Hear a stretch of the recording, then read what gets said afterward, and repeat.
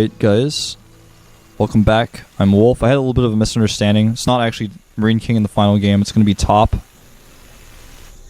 and MarineKing playing against each other. Okay.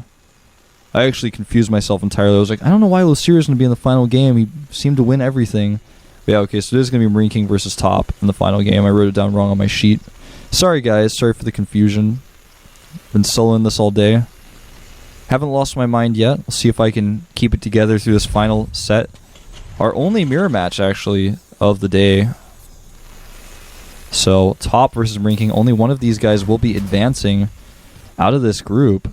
I know a lot of people really want MarineKing to win this tournament because they feel like he was the king of second place. He's been in so many second place finishes in Korea and outside of Korea.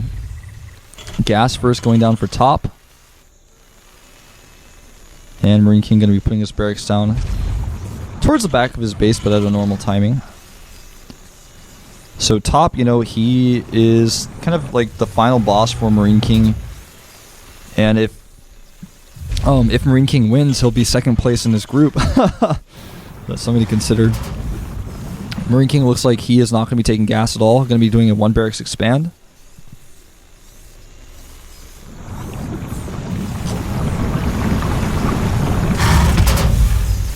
And I'm really curious to see what Top's going to do.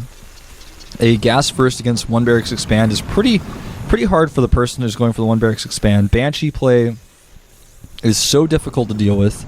If he goes Banshees, which he likely will, MarineKing is not going to have stim. He's going to have only Marines. He's not going to have turrets, probably. If he does have turrets, they're going to have to be perfectly placed, and even if they're perfectly placed, he's still going to lose units. It's very difficult to deal with that pressure from the Banshee without stim. With good micro from a good player like Top, those Banshees are just going to kill so many units of all types. MarineKing making his command center on the high ground, hiding it from his opponent. Top is not scouted though, so it's not even significant that it's on the high ground at this point. And Top is now walled off. I'm going to put his Marine on the outside, block his opponent from scouting what's going on. So neither player really aware of what's going on with the other player just yet. MarineKing quickly adding double gases. That's going to be pretty useful for him because he's going to want that Viking out in time to deal with the Banshees. The Viking is the key.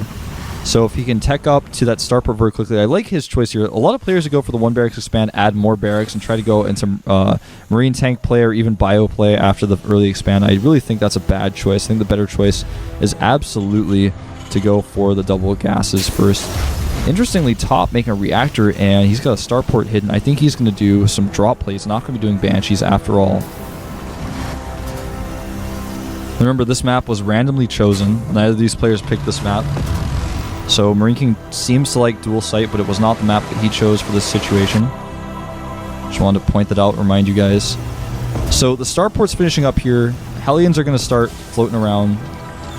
And there are, of course, going to be Marines with this as well. He's going to be Marine heavy, which is good considering the medevac can heal the Marines. He's cleaning up the watchtowers right now. He's trying to keep this very much a secret. Notice he spread out his tech structures quite significantly so that his opponent wouldn't be able to spot these. His factory is a little bit too close to his barracks in that regard, but Hellion's actually going to come up here and see, oh, no bunker? Okay, well this could actually make my life easier. Didn't really see anything else in the base. Saw the command center, of course. Knows what's going on in that regard. Oh, a scan goes off. May be able to see, no, does not see the starport, but does see the reactor on the barracks as well as the factory. So he's going to want to make a bunker. He's got to realize what's going on here. Starts a starport instead, though. Production very even for both these players, but the medevac is out first before the Viking. Before even the starport is finished for MarineKing. He's going to follow up with the Viking to help deal with any Viking his opponent makes, so he can grant, you know, he's got vision with the medevac and the Viking, and he can also bully his opponent back because Viking is not going to kill his medevac. Anyway, hold that thought. These Hellions doing a decent amount of damage, but not the best engagement for Top there. He's actually going to skirt around the other side instead, where there's no bunker still. And try to use that vision advantage that he has. Use the Hellion count. Can't really break up the ramp though, because MarineKing is going to do so much DPS with his Hellions while the units try to run up the ramp.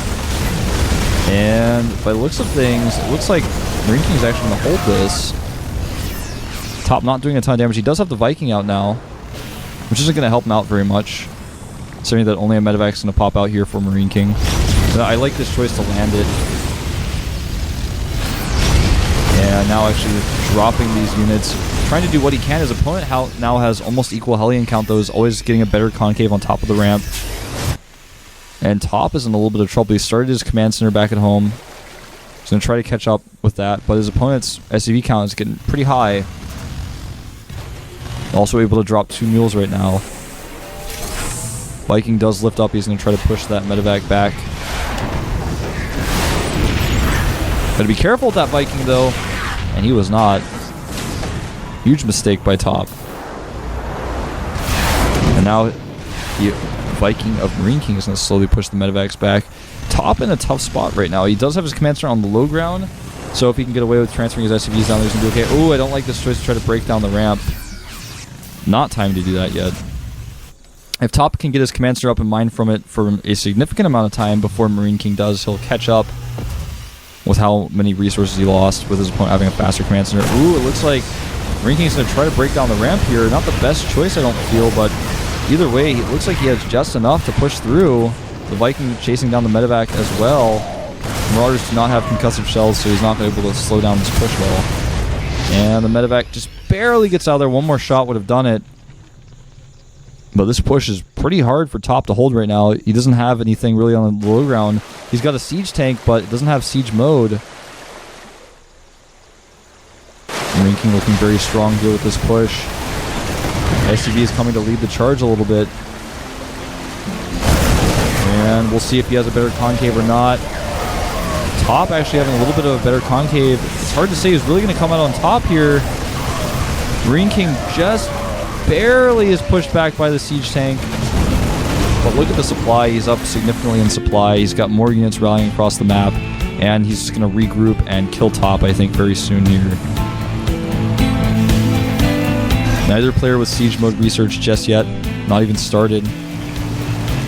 Viking landed for MarineKing. He's really going to commit to this attack this time. Remember, he's got Marauders in the mix, which are much stronger than the Marines of his opponent. And he's really committing. SCV is coming off the line now. Tanks doing so much extra DPS, and I think that Top is actually going to lose this one. And it looks like he's losing the majority of his units here. GG. MarineKing takes game 1 and finds himself 1 game away from making it out of the group.